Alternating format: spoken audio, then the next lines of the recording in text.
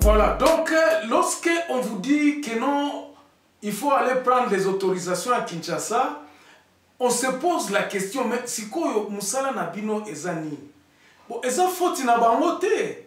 Eza faute na bangote, pourquoi? Parce que la constitution ne le permet pas. Bazo suivre ba makamu na bango oyo ba mikanda oyo eza sur leur table. Donc c'est ainsi que nous nous disons que il faudrait que Congolais nyonso pour l'instant bato baza na législature oyo bazwa conscience que nous devons changer le système parce que le système en gros marché te bandeko.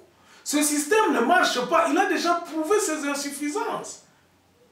Le système actuel a prouvé ses insuffisances et a rendu le Congo pauvre. Nous devons avoir le courage de changer les choses.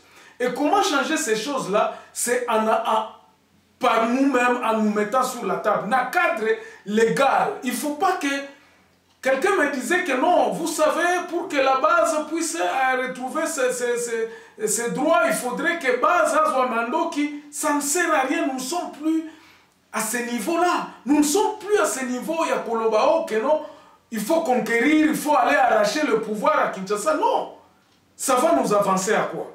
Nous avons le problème sur table, nous devons savoir, nous devons être à mesure. Il y a Kozala, na mayele ya koloba que non, voici ce qui nous divise, voici ce qui empêche notre progrès, voici comment la solution peut être trouvée. Bateau basala qui constitution par exemple doivent rentrer sur la table, doivent rentrer au pupitre en disant que non. Voici notre constitution n'a pas permis à ce que le Congolais puisse les retrouver. Il y a beaucoup de corruption, Batouayaki Namandoki. Quelle est la responsabilité du Congolais vis-à-vis de son propre avenir? Je crois que Batou, il y a qui constitution doivent être maintenant appelés sur table en se disant que non, écoutez, Makambo est aussi la terre à Kakana bonne volonté, et aussi la bonne volonté. On ne changera jamais l'état du Congo avec de bonnes volontés. Il faudrait qu'il y ait une loi. Attends, Tokangi ba corrupteur rebellé. Mais ce qui système est changé, et que ça les l'autre côté. Imagine toi ceux qui Tokangi 100 personnes, to condamné bango, ba tu comme kobanga. Mais système wana yango mokonde muteza aussi. Il faudrait que les gens puissent savoir que même dans la région, ceux qui sont responsables, responsabilité na yo il faut osala prêt ya ko répondre na collègue na yo ba tunayo. Imagine toi par exemple problème oyo utai koleka na ba Congo ba suspendre ba gouverneur ba uti base lobby te que ton gouverneur na Kisangani peut ça s'est passé. Bangamisa a été réhabilité par Kinshasa. Alors base ça na pouvoir ni conseil à région et lobby que non gouverneur to suspendre à cause de ces mutoyo azan entente ya kolobande mwana lobby que non mutoyo asali mabe trop na province na biso to suspendre.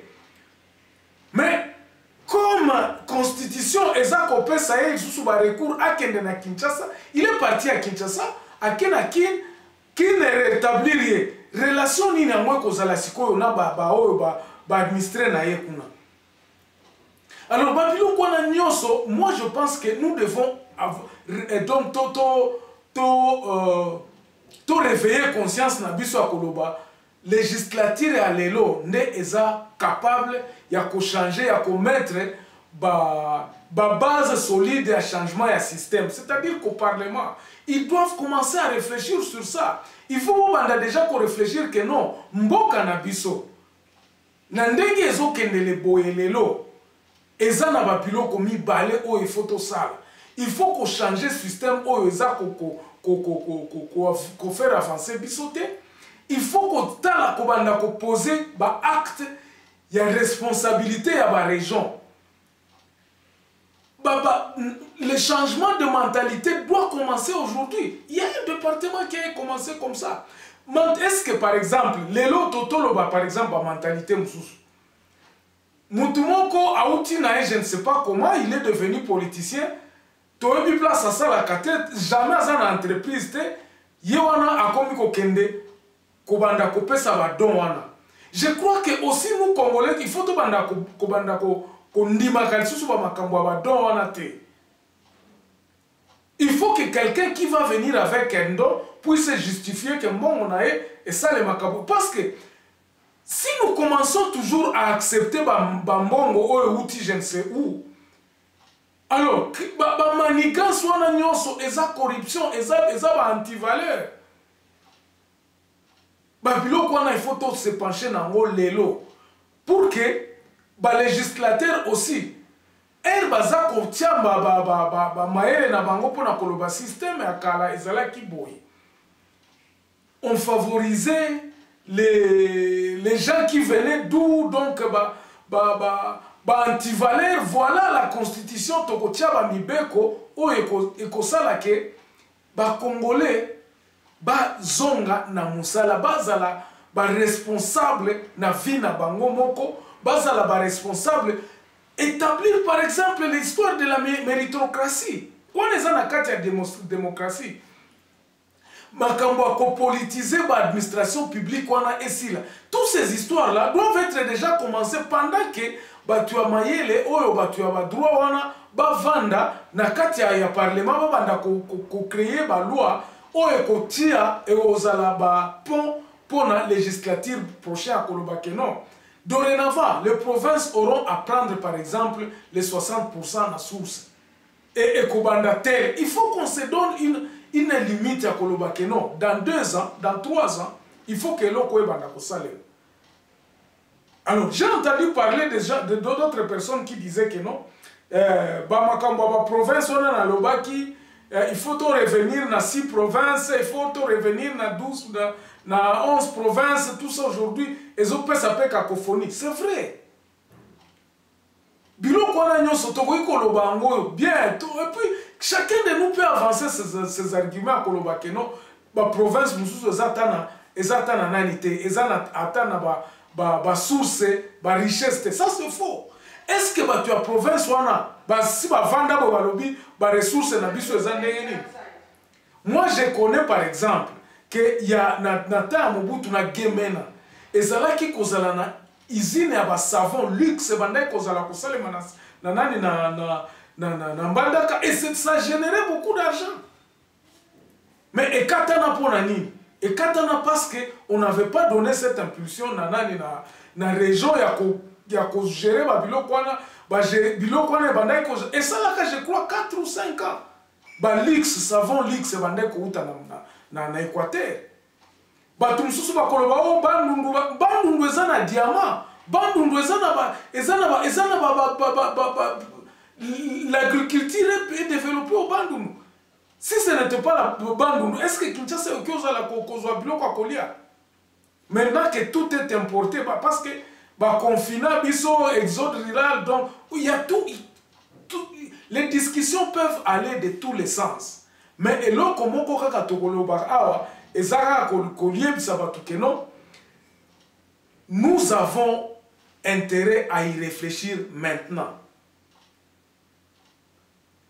Notre président de la République doit avoir cette impulsion oyo tomoni ke abazo sala eza malamu ya ko rétablir justice, mais cela ne développera jamais l'intérieur du pays. Il faut que le pays ezala responsable donc 60% on a ayeba parce que au monde là comme ça ezala ndeni ezalaka tangu mbongo ezo semblait être na Kinshasa mbongo nyonso tout eza na Kinshasa batu nyonso tout o baza na région bakokima baya na Kinshasa parce que c'est ozana moyen te na intérieur baza ba responsabilité. Alors il faut changer. Donc nous demandons au président de la République de réfléchir dans ce sens-là, où il faut commencer petit à petit à prendre des décisions qui vont dans le sens que les régions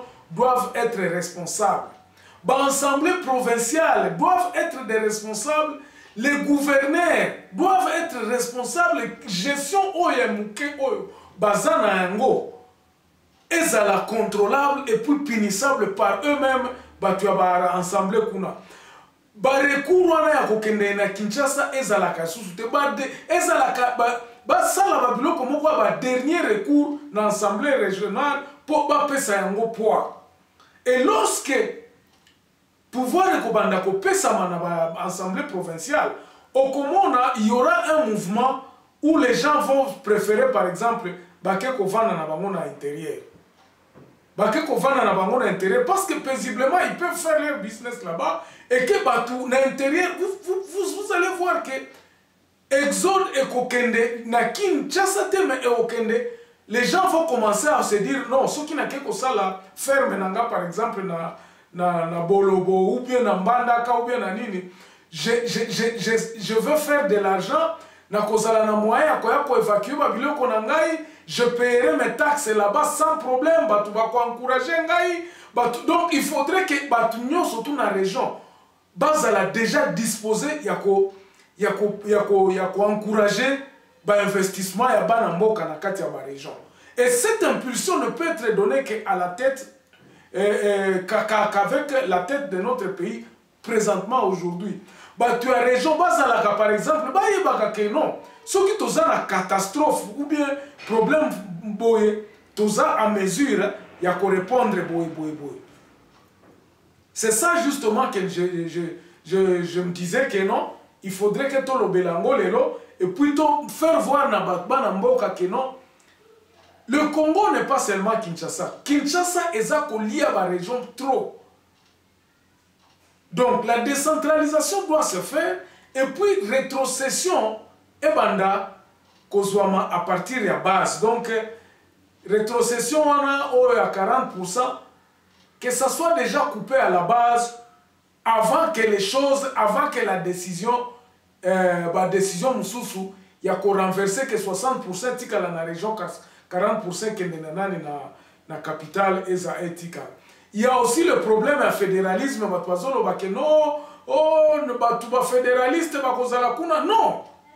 Les régions qui seront responsables, et eux, non. Bazana ba manager ou bien bazana ba batu oyo basengeli ya kosala musala te, ils recouriront parce que et puis la loi, même la constitution d'aujourd'hui, non, région en fonction de leurs revenus, fixer leur salaire.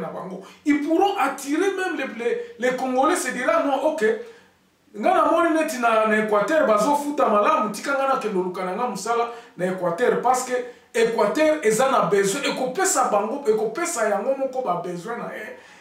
il y a un emploi, je suis congolais, tout ça, intégration, la favoriser. On s'arrête là aujourd'hui. Merci beaucoup pour nous avoir suivis. En tout cas, nous remercier peu Batebele ou s'abonner. Nzamba Pambola Bino vraiment parce que quand je vous regarde, je me dis que non, l'intérêt est ali. Batebele bazako s'abonner et ça langa vraiment bien.